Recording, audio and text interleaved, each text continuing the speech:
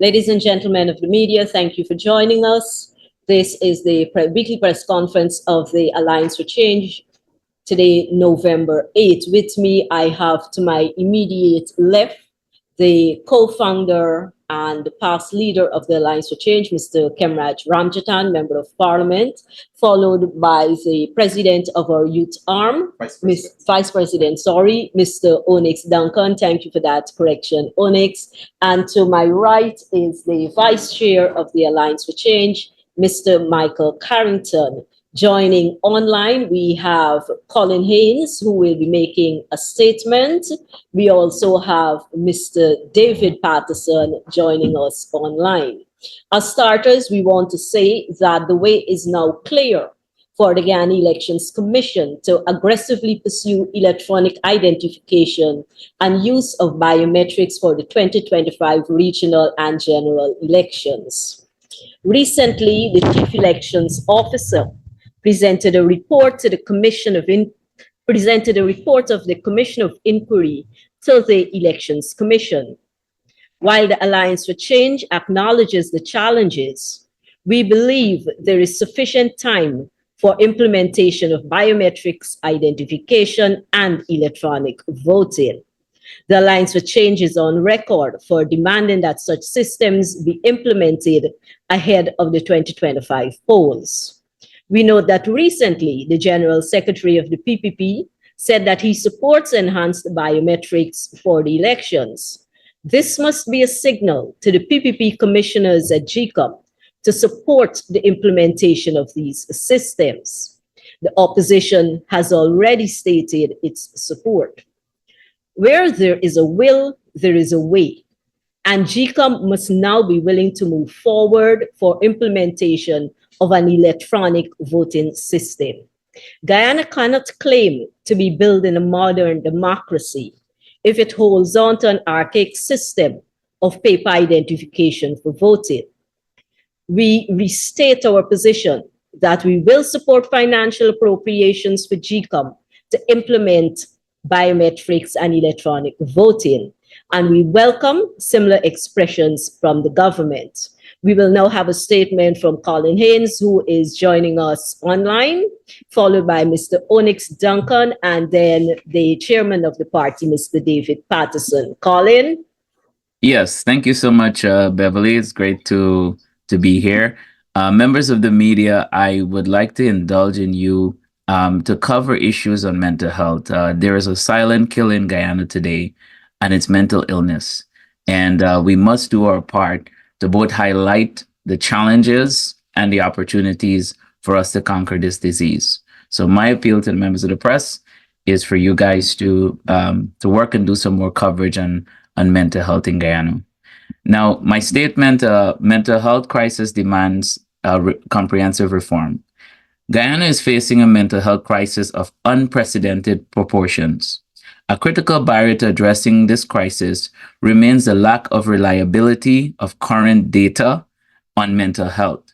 The nation currently holds the grim distinction of being ranked second in the world for suicide rates.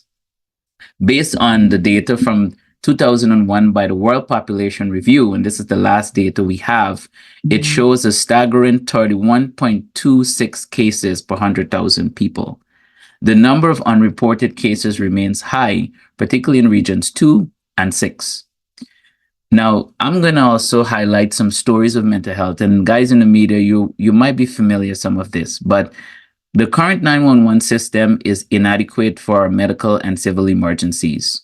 When calls are made to the line, it does not provide a direct link to medical services, such as urgent hospitalizations and people suffering from mental crisis. Recently, we learned of an issue of a young lady in Yarracabra village on the Linden-Suzdijk Highway who had a mental episode observed by members in our community. Calls were made to 911 for an ambulance, but the ambulance services stated that they do not provide services for mental illnesses. The police, unsurprisingly, cannot deal with the matter, but made a referral to the Mental Health Authority. The villagers called the suicide hotline, but there was no one available to answer the call. The villagers had to resort to their own means of restraining the young lady with a rope to cover her nudity. On October the 31st, a 19-year-old security guard was found hanging from his work site at the Amerindian Hospital in Anna Regina on the Essequibo coast at 5:50 a.m. The young man had lived with his father, who stated no visible issues at home or at work as mentioned by his supervisor. The young man was last seen when he left for his work at 21:40 hours to work the 2300 to 0700 shift. Only a month ago, a well-known biologist and conservationist specialist was found dead in a camp in the Mazaruni region. The police recovered a suicidal note in his phone addressed to his family, but the deceased has been vocal about his mental troubles, both on social media and blog posts online. Proposed solutions. In response to this urgent crisis, the AFC is advocating for a comprehensive overhaul of Guyana's approach to mental health. Central to this vision is the establishment of a dedicated mental health institution within the Ministry of Health. This institution would focus on specialized training, rigorous research, and quality assurance through program evaluations. The AFC also proposes the creation of a mental health corps, a special team designed to provide immediate crisis interventions, such as the one we've seen with the young lady in Yarracabra, across all 10 regions of the country. This initiative will aim to bring much needed mental health services to communities that are currently underserved and completely neglected. The party recognizes the efforts by the current administration to formulate a digital platform with information to provide awareness through the Gatekeepers program. However, it is a disparate approach to building existing structures that haven't worked. This program should be coupled with a path to screenings for mental illnesses and have a robust suicide prevention program that identifies culturally the cause of mental illnesses and avenue for referral to treatment services. To further strengthen the mental health workforce, the AFC calls for training and employment of professionals across all 10 administrative regions. These professionals would serve schools and all health facilities. Recognizing the need for data-driven interventions, the AFC emphasizes the importance of conducting cohort and longitudinal studies to assess the levels of anxiety, depression, and other mental disorders across different ethnicities and locales. By reducing stigma and enhancing support, these reforms will aim to encourage individuals to seek help before reaching a crisis point. In conclusion, Guyana's mental health crisis demands urgent and comprehensive action. The Alliance for Change proposes reforms that offer a pathway to address the root causes of this epidemic, to improve access to mental health services, and ultimately save lives. Thank you very much.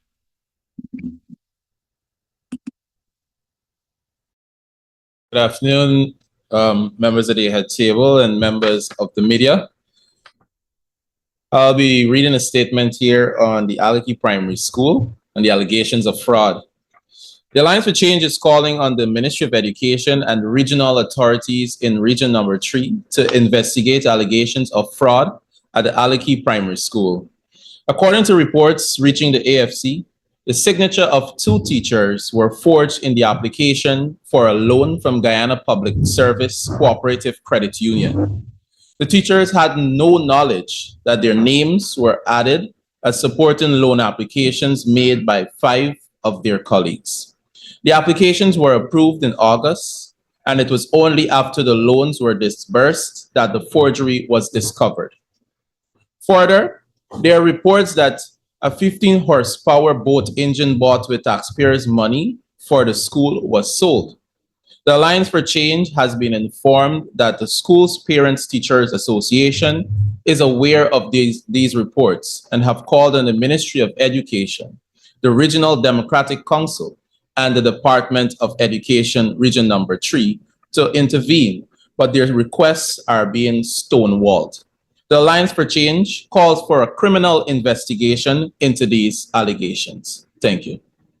Thank you, Onyx. We will now go to Mr. David Patterson, who is online and will address GPL matters or matters pertaining to the Ghana Power and Light. Good afternoon, Beverly. Good afternoon, colleagues and members of the media.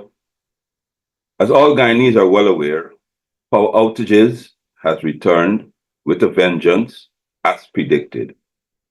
The PPP's management of this sector continues to be abysmal.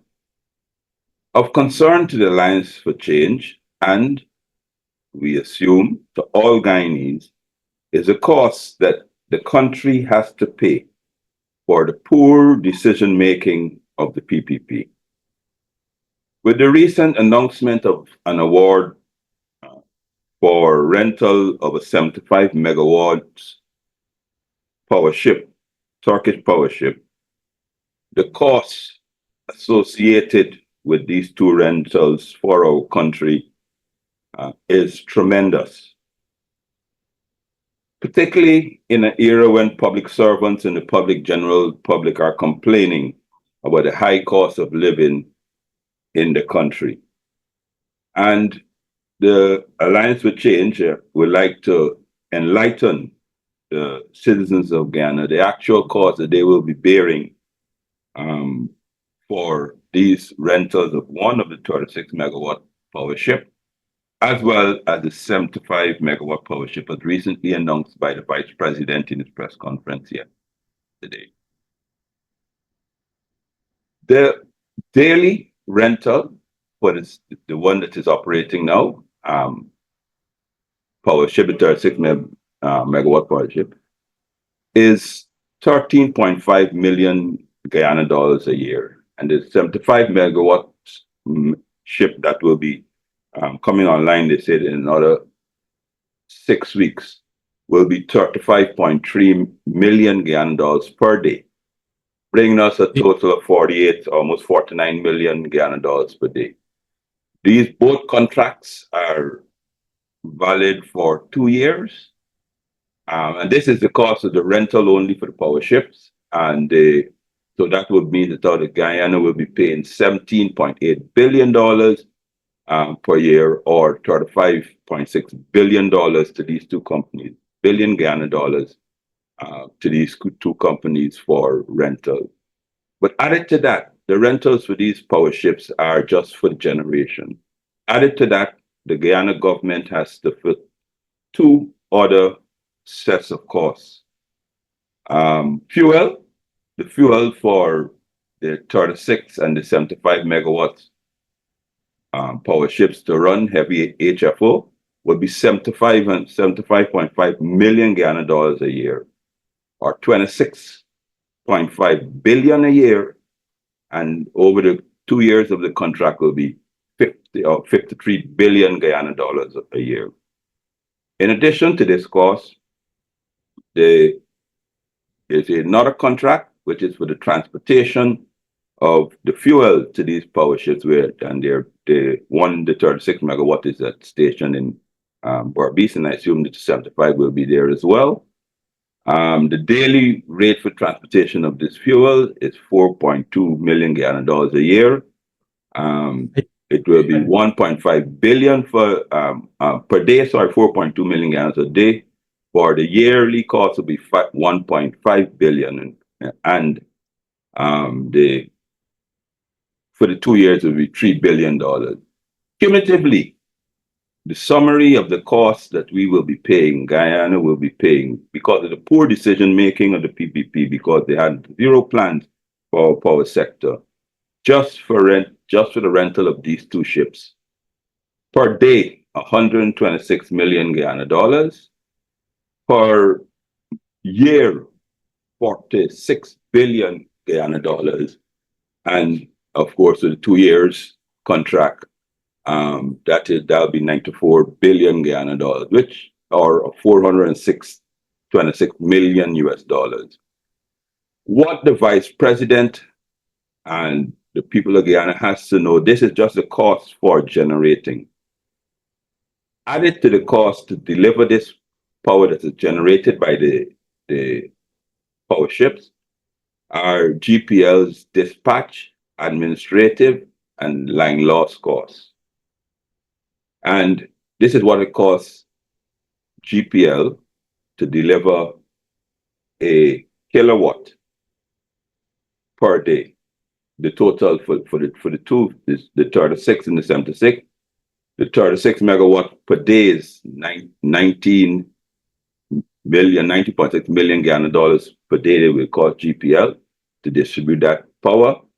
And the 75 megawatt ship will cost GPL 41 million Ghana dollars per day. And this sum of dispatch is made up, thus GPL administrative costs. And obviously these costs were at the beginning of this year. I assume they probably would be worse, but GPL administrative cost is 5 US cents per kilowatt hour. The transmission cost is 1 US cent per kilowatt hour.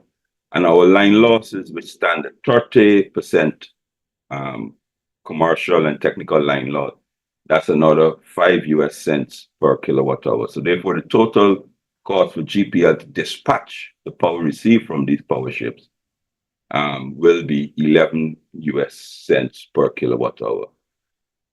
Well, ladies and gentlemen, the all-in costs per day for the decision makings of the PPP in our power gen, and this is just simply for these two contracts that they went in. It excludes the 27 containerized sets that they bought and all the other existing GPL sets. I'm just purely dealing with the rental of these power ships. The all-in cost delivered power to a consumer per day for this 111 megawatts hour will be 186 million Ghana dollars per day. 68 billion Guyana dollars, 315.9 million US dollars per year. And obviously for the 2 years of the contract will be 136 billion Guyana dollars or 631 million US dollars. And I know the vice president is very fond of quoting the costs, so I will give it to him, and I will share this with the media so that he can have a ball trying to disinvolve what we have. The rental, and he's correct in his assessment that the rental for the sets all in would be about 21 US cents per kilowatt hour. GPL admin cost, as I mentioned before, will be 11 US cents per kilowatt hour, bringing us to a grand total for these two ships at 32 US cents per kilowatt hour, or in the case, if converted to Guyana dollars, 68.51 cents per kilowatt hour. Ladies and gentlemen, I want to remind you when the APNU AFC coalition left limited office, the cost to the consumer was no more than 42 cents, 21 cents. That is all in generation and distribution GPL admin cost. So obviously, you can, by those numbers, assess how poorly GPL is being managed by the PPP and how much more just for these two sets that the government has caused us by their poor decision making. They've invested very little other than the gas to shore, which is mounting. All these extra costs now has to be added on to the cost of the gas to shore, because obviously the only reason we are renting is because the gas to shore project, which is supposed to be finished and complete and operational right now at the end of 2024 was the initial estimate. Still is not. It will be another year, according to the PPP, would be doubtful until it becomes operational. Thank you very much, Beverly. Thank you, Mr. David Patterson, Chairman of the Alliance for Change. Very staggering costs put out there, enough to give you a blackout. Ladies and gentlemen of the media, I now invite you to ask your questions. Of course, we ask that you observe the usual courtesies, identify yourself and the agency you represent.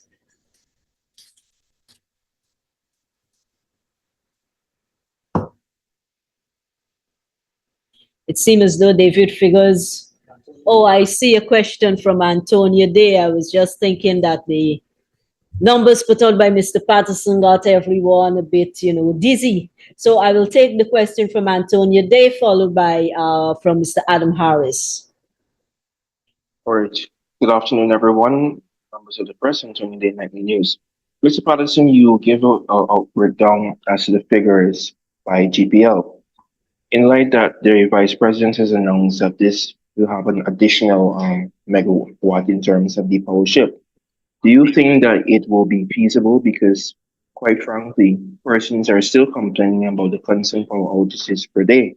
And as you know, that Ghana still has to enhance its power generation capacity since that we are undergoing a gas energy project and then likely the second phase. So my question is, do you think that this additional power ship rather, would be feasible? Thank you for the question, Antonio. I've always said, and I can repeat, that the PPP's approach to power management has been absolutely abysmal.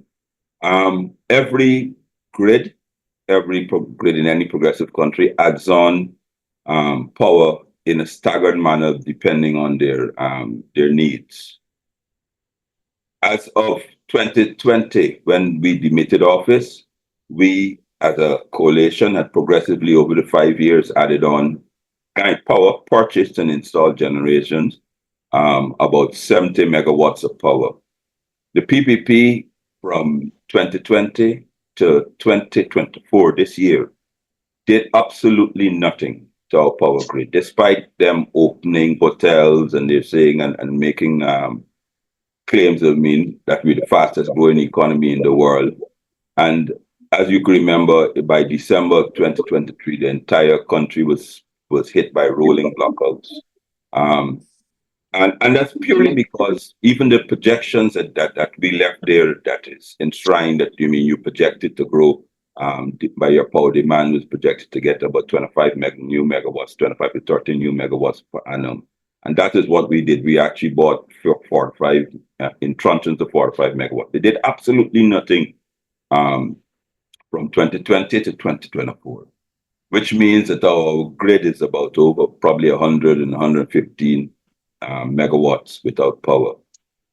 They claimed, as you all know, Antonio, that how they're building this gas ashore project, which was supposed to be 300 megawatts, it would be finished. We told them that approach was idiotic, that they're leading the country into dire straits. But of course, they listened to no one other than themselves. And so in 2024, what they did was, as we could remember, they went to Panama and bought some third-hand containerized sets, which the reports are that they're not functioning correctly. And that was installed in January of this year. And then about in March of this year, still suffering blackouts, they went to get a 36 megawatt power ship from Cuba. And that obviously still is not a function. And now this new rental of the 75 megawatt from the same company, I assume that they got a 36 megawatt. Obviously, a new generator, I just told you the cost that we will have to be paying. We purchased in 2019 46 megawatts of brand new generation, and that cost the country installs $51 million US. We will be paying in rental, and those generators are operating now. And if we didn't install those in 2020, the country would have been worse off. We'll be paying these two companies for 2 years, a total of $426 million US for rented equipment. I don't know under which, economic czar that makes sense. And that's for 111. We could have purchased 180 megawatts of Guinea's own HFO power for that exact same amount of money. Makes absolutely no sense whatsoever. Thank you, Mr. Patterson. Mr. Harris, Adam Harris. Yes, a very good afternoon. To the brother who talked about the fraud at Aliki. I don't remember his name. Mr. Duncan, Onyx Duncan. ONIX? Yes. Good. Now, Mr. Duncan, first of all, was this fraud reported? Secondly, when did it happen? And thirdly, was there any action following the report? Thank you so much, Adam. These are information coming into the Alliance for Change, so I do believe that it wasn't reported. However, we are still looking in to get more ground cemented information so that we can be able to follow up and follow through on this right now. But we do know that the boat that was handed over in the APNU AFC time in 2019 by Mr. Harmon was sold. So that is information that we know that is concrete evidence. But the engine being sold, obviously the people complained. Was there any action to involve the police in this purported illegal sale of the engine? If I may, Mr. Harris, at this time, the matter is being addressed by it was the PTA who brought this matter to the attention of the regional officers. And my understanding is that it may also have been brought to the Ministry of Education. The sale and this forgery of signature apparently happened sometime this year, between May and September. So the matter right now is being handled at the regional level, and I think at the Ministry of Education. But the PTA is very concerned about this. I believe they had a meeting with the Co-op Credit Union on the matter of the forged signature, and they're now considering taking criminal action against the person so accused of selling the engine. If they're not satisfied with what is happening at the regional level, they will likely approach the police. All right. And for Mr. Patterson, the GPL situation obviously is worrying everybody. Sir, you said that the rental is so exorbitant that it could have provided new installed generation. You said that you didn't say it now, but the coalition left a plan for continued expansion of the electricity program. Correct. Yeah. I mean, is the plan being looked at? Is it being followed? What is happening? Why this ad hoc arrangement that is costing us? Because we, the consumers, still have to pay for whatever the current becomes. Look, Adam, the ad hoc arrangement is purely the PPP's lack of vision and corruption. We've said it several times before. They came in, met a valid plan, had a very competent management team. You can remember how they got rid of the CEO immediately and brought back a CEO who they fired.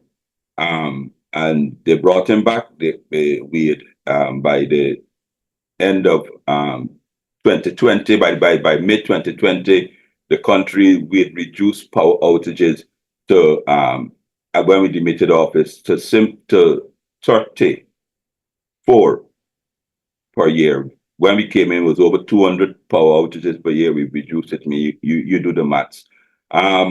Obviously, and the questions of corruption and mismanagement around GPL is public knowledge. You can remember there's a barge of fuel on the way which spilled in Tobago, which was and which the record showed on the way to GPL, obviously bypassing any sort of procurement regulations. But in regards to the plan, there was a strategic plan we had, including a gas energy project obviously in a totally different location, for quarter the amount, 500 million US dollars, as provided by Exxon and our things, including the generators and those things for 200 million. That was obviously on the Mahaika Woodlands area. That was agreed by all the parties before. They came in with no study, no reports, no anything like that. Decided how they're going to move this gas to shore project to Wales. The cost skyrocketed from 500 million US dollars to 2.4 billion US dollars and climbing. They claimed that how they would have it finished by now, 2024. We would have been enjoying electricity at half the cost. Obviously, they're now saying that it can't finish until the end of next year. They claimed that they would be having electricity. Now they've retracted on that, and they've now gone to saying that it will reduce electricity. Every single thing that they have done has been ad hoc and poor management. And that's why we are here where we are. We left them with a projection which says that you need certain amount of power every year. You have to buy it. It takes approximately a year to buy, ship, install, hook up a generator of say 60 megawatts and over. So obviously you have to be doing this in a year in advance. They did absolutely nothing. They have done absolutely nothing other than throw the money out behind the gas to shore project. You know that project is in arbitration already. They haven't even finished the foundations. I don't know if they started, but they're already in arbitration because of their poor planning, and it's just a total mismanagement. Now that the tire has hit the road, now that the country is facing rolling blackouts every day. I mean, in my office where I am, I already had one for the day. I had 3 yesterday. They are doing all these, the plaster works, which obviously is passed on to the country. I mean, this money, we're talking for the rentals of these two equipment, all in $426 million US. That is more than enough to give every public service servant 100% pay rise and still have a left over. But these are the costs the country bears for their poor administration. Thank you, Mr. Harris. I see Livewire News has a hand raised. Can that person identify themselves, please? Good afternoon, Madam Moderator. This is Cordell Jones from Livewire News. Should I Go ask ahead. all my questions at once, or will I be able to ask again? You will be able to ask. We will answer your questions, One at a Mr. time. Jones. So if you can give us one or Okay. maybe two So- questions, we'll go with So those. since Mr. Ramjitan said one at a time, I'll start with you, Mr. Ramjitan. Last week, you said Mr. Jagdeo was speaking to 4 Russians, but the dossier compiled by the coalition and sent to US officials didn't mention this. In fact, the only mention of Russians was 2 Russians had checked into the Marriott and they disappeared. How do you explain this, sir? I don't know what dossier was sent. I am giving you expressly what was sent to me, and that is what I did an interview with Cathy a couple of years ago in relation to that. Those are the documents, and I have now retrieved them from the Commissioner of Police, and indeed, there are 4 persons. And I will tell you, Cordell, that indeed I signed 4 deportation orders. As a matter of fact, the report is more clear. The lawyers that were representing Bharat Jagdeo, Kissoon and Kissoon form, they went to also make representations for the 4 men. And we have the names and everything. So whatever discrepancy from a dossier as against what the commissioner sent to me, well, I will go by the commissioner's documentation. Thank you. Go ahead. Just to follow up on that, please. Go ahead. Go right ahead. Yeah. So you're saying that you are a dossier that has your party's logo and name to it. You're not going to stand by that? I have I will the stand document by here. I could what share I it have to the got. Zoom meeting. No, no, well, I'll stand whatever the dossier has. I will stand by what I am now telling you and what I spoken. Is it 3 or 4 years ago when myself and Kathy Probably it before. is about right the press conference that we had at the time, and that was what was accurate. And I'll tell you also that indeed I signed 4 deportation orders. It's not 2. Good. So it's Next safe to question. say that the dossier may contain inaccurate information. You don't cross Mr. it. Jones, Yeah. Mr. Ramjitan has provided an Yeah. answer. Sure. If you're not satisfied with that answer, I'm very sorry, but Mr. Ramjitan speaks for the AFC and for his role as minister at the time. So that was his answer. Do you have another question? Yes, ma'am. This one is a little more general. Anybody can answer. No, City Mayor Alfred Mentor said that his proposal for special rates for political parties was as a result of a letter requesting same from the Alliance for Change. Has the party made such a request to the council? To the best of our Yeah. knowledge, No, so not the best. We have not, and then we have answered this before, and so that's I think should be clear enough for you, Mr. Jones. another My question. final question is, I see Miss Laura George on the live. My final question is for her. Laura, is it- Miss George, a few press conferences ago, you would have mentioned about internet being removed from an indigenous community. I was just trying to see if you would have gathered any evidence of such and if you'd be willing to share it with the media. And also, Mr. Patterson would have mentioned the administration he would have served under put internet in over 200 villages or about 200 villages. I was wondering if she had a chance to identify those and if she could share it with the media. That's all for me today. I don't know if Laura's on if she wants to answer, but I can answer because I was on the trip. The village of Surama, Mr. And we've said this before. It's unfortunate that Mr. Jones has not been current. We've said it before. The village of Surama, they removed, and we were there. We inspected, removed all the equipment, save and except the solar panel. And the reason why they did not remove the solar panel, which was powering the obviously the internet was installed by Minister Hughes, was because there was a beehive on the solar panel. The technicians asked the village to move it, and of course the village said, "Oh, you're moving our equipment, you move the beehive," and that was there. And Mr. Jones, just for clarity, we said over 250 locations. I hope you can do some research before you we never said 250, 200,000, 200 indigenous communities. 200, I think the number is 270 locations, including indigenous villages. Thank you. Mr. Jones, any other question? No, ma'am, that's it. Thank you. Thank you. Mr. Shamar Musa, please go right ahead.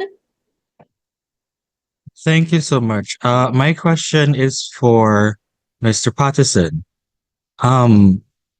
It was reported that the PPPC added 76.9 megawatts of new power to the system from 2008 to 2015, while the new AFC added just around 14.2 megawatts within its 5 years in office. The incumbent has lamented that the inheritance of systems that were not maintained or upgraded. Do you believe the necessity to have the requisite supportive mechanisms has affected the pace at which power could be added to the system? And do you believe that the unprecedented rate of increased housing allocations, more businesses, and so on, is necessitating the use of alternative sources until the gas to energy project comes on stream? Mr. Musa, I have written on this, and I'm sure your newspaper, I would have sent it to your newspaper. You never actually published a letter, and I have detailed and calculated the amount of generators purchased by the APNU AFC.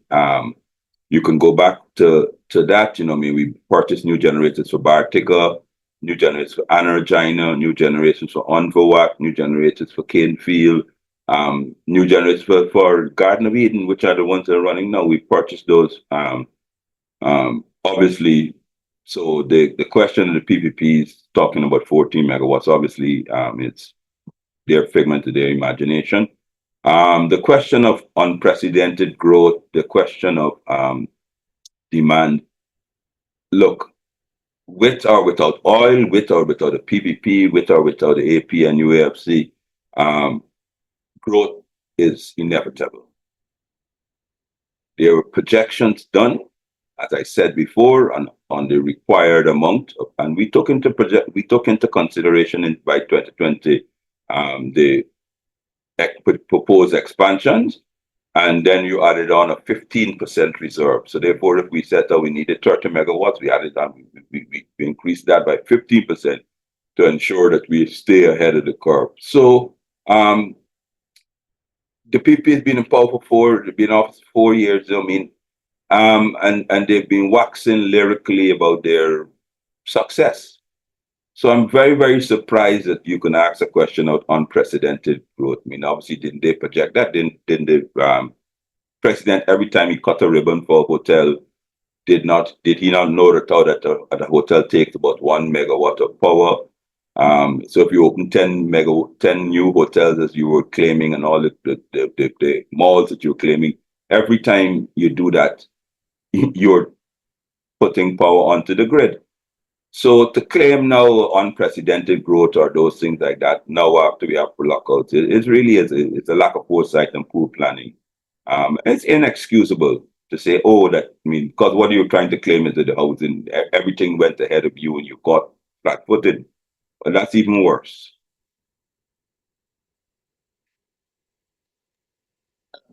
Can I Just add to to follow up. Is Yeah. that Mr. Musa? Yeah, just to follow up. Go ahead. Mr. Patterson mentioned the addition of new generators. Can he say if the generators were for new power, or Yes, was yes. it the routine replacement for old systems? New power, sir. New power, brand new sets, nothing like the Honduran sets, no rented sets. If that helps you. So new power. Brand, you don't buy Recondition. reconditioned units. We never Mr. Patterson, bought that. can I back you up there? Yes, who's there? yes, Mr. Oh, Gorin. Mark. Welcome, Mark Goring from Region 10. Hi, good afternoon. You missed me completely. I haven't got to read my press statement. However, concerning the generation of electricity, Mr. Patterson could add also there that a genset was purchased also for Kukwani for them to have 24-hour electricity. And currently, for the past couple of months, Kukwani have been getting blackout constantly and low voltage damaging person items, electrical appliances, and so on. And up to now, we cannot get no proper explanation as for why, after 4 years in government, this government is not able to make sure that Kukwani have stable electricity after the coalition would have put everything in place for Kukwani to have 24-hour uninterrupted electricity. Thank you. Thank you, Mr. Mark Goring. Ladies and gentlemen, that's Mr. Mark Goring of Region 10. I see, Mr. Harris, you have a question again? Yes, as a matter of fact, I have two, but I'll ask them one at a time. The first question, perhaps Ms. George could answer, or anybody. The Madhya fire, that seems to be a dead issue. What is happening with the survivors and their relatives? What kind of interaction is going on at this time with those people? Can I answer that question, because it has mental health implications, and I would love to answer this question, Adam. So first of all, Adam, the Madhya scenario was handled poorly. When something like that happens, right? And this is normal for best practices around the world. you would have to send in public health practitioners in there, and they would have to surveil. When a fire happens and something like this traumatic has happened where people have lost lives, it creates trauma across a whole community, not just the families, but the whole community. And the stories we heard of Mahdi and how the Ministry of Health handled it was poor. They sent in some unqualified counselors and psychologists who weren't equipped to deal with the issue. And my sources also told me, in addition to that, it was disparate. They didn't had any coordination, so no one knew what everyone was doing. Again, we didn't go directly and talk to everybody else in the area.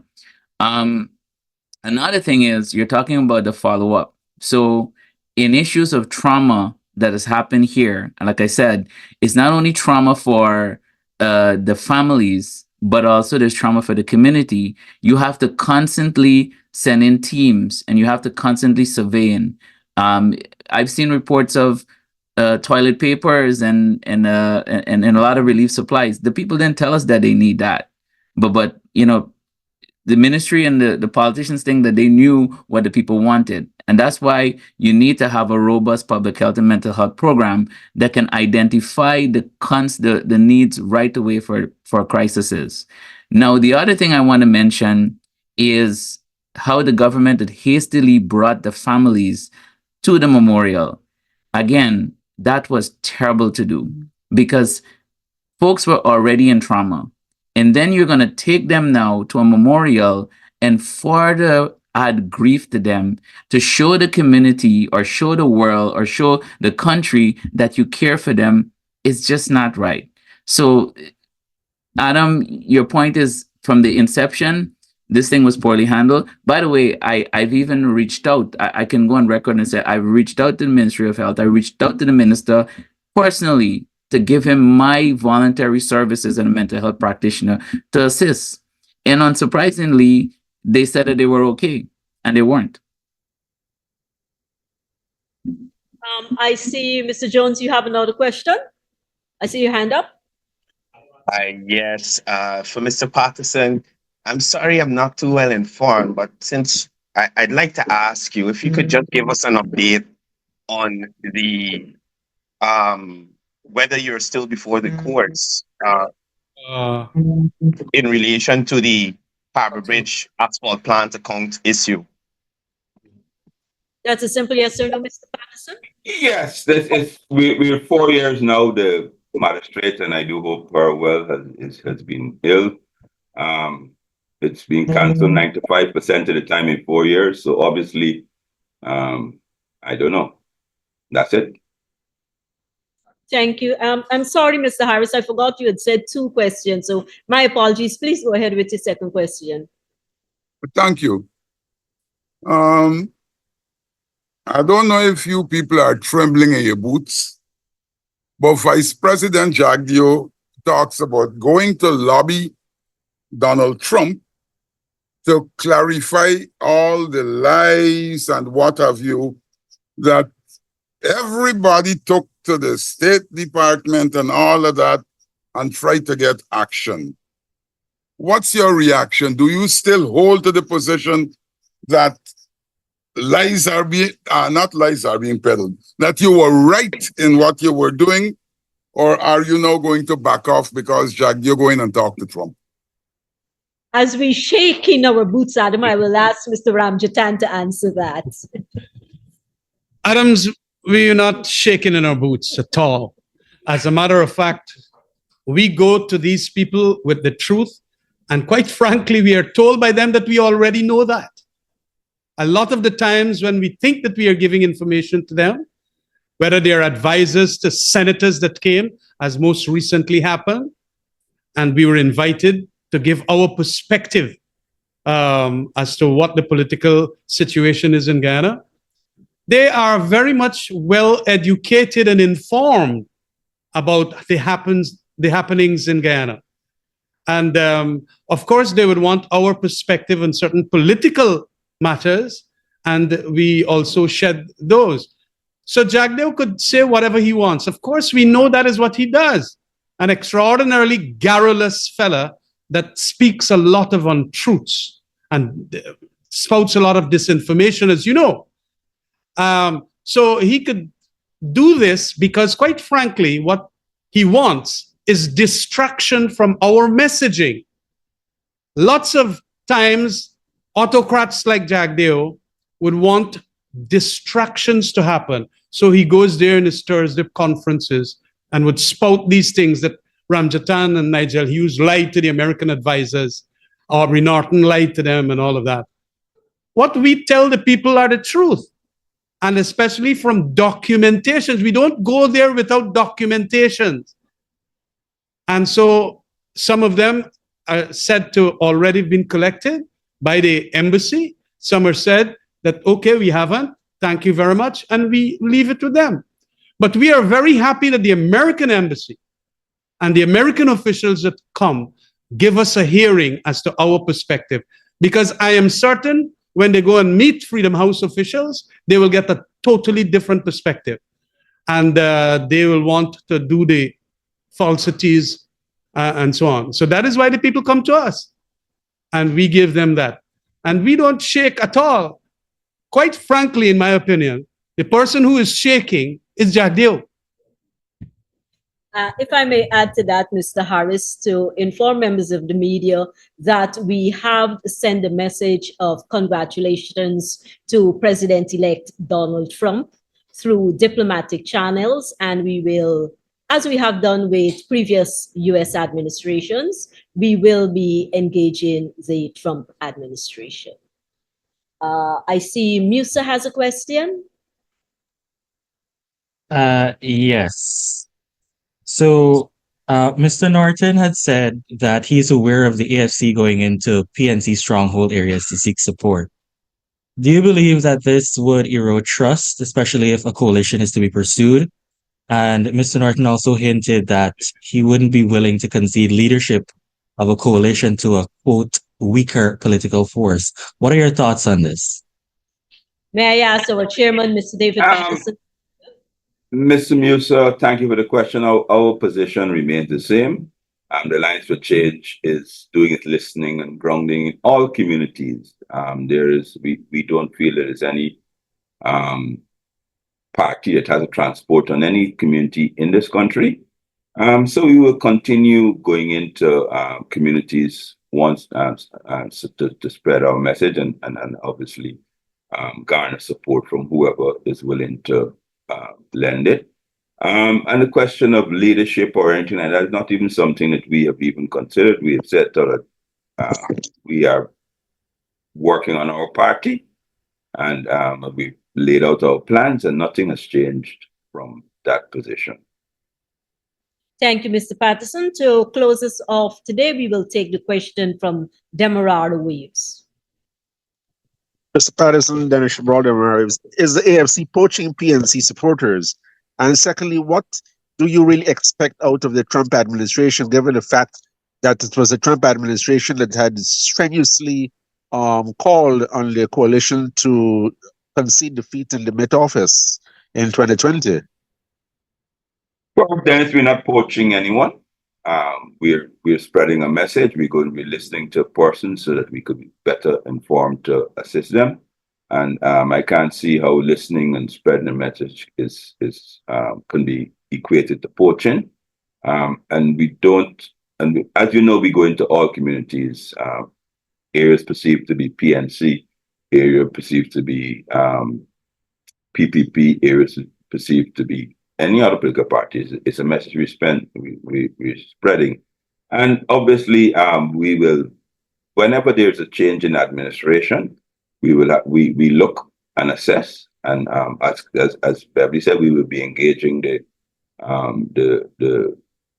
new Trump administration. We look forward to that. Everyone as a political party assesses what the policies are of the new administration, and obviously we see it in areas in which we could collaborate or not. We did this when the Labour Party changed from the Conservative. We would do this if any of our sister CARICOM countries change leadership. And that's just simply what is done with political parties, with colleague countries, wherever. Thank you, Um, Mr. Patterson. a follow-up, please, on the inter-party relations and so on, Mr. Patterson. Um, do you believe that the coalition stands a good chance of winning the next elections under a presidential candidacy of Mr. Norton? That's not a question that's up for debate at the moment. I've told you exactly what the Alliance for Change is doing. And if or when or whatever it is, that's a question to be discussed, we will, but that's not something that's engaging us at the moment. So you wouldn't want to speculate on that. Beverly, is there any other thing, Dennis? That's all right. That's all for Beverly, now. I see Miss Laura George would like to make a comment before we close. Yes. Okay, please, technical assistance here. Can we bring in Miss Laura George? Laura, can you unmute yourself, please? Yes, Thank you. good afternoon. So I just wanted to quickly respond to Jones's question in relation to the number he's seeking. The recommendation that I made really was calling for public information on at least the 242 schools and information on what bandwidth or access to internet services that they have. So perhaps that is the one that Mr. Jones can seek information on and follow up to say that this is important for us to know on the rights of the child and their education and their right to services, effective services. So that's what I would say. I've also sent the link to the report of the ICT project that he can browse and get all the information that he wants, because that information it was put together for the purposes of the government of Guyana and the partner entity, which was the UNDP. So that's one. The second one I wanted to answer to was for Mr. Harris. Thank you for your question in relation to Madia. I just want to support the response of Mr. Haynes, who said it was poorly handled. And we agree, it was badly handled. It was poorly handled.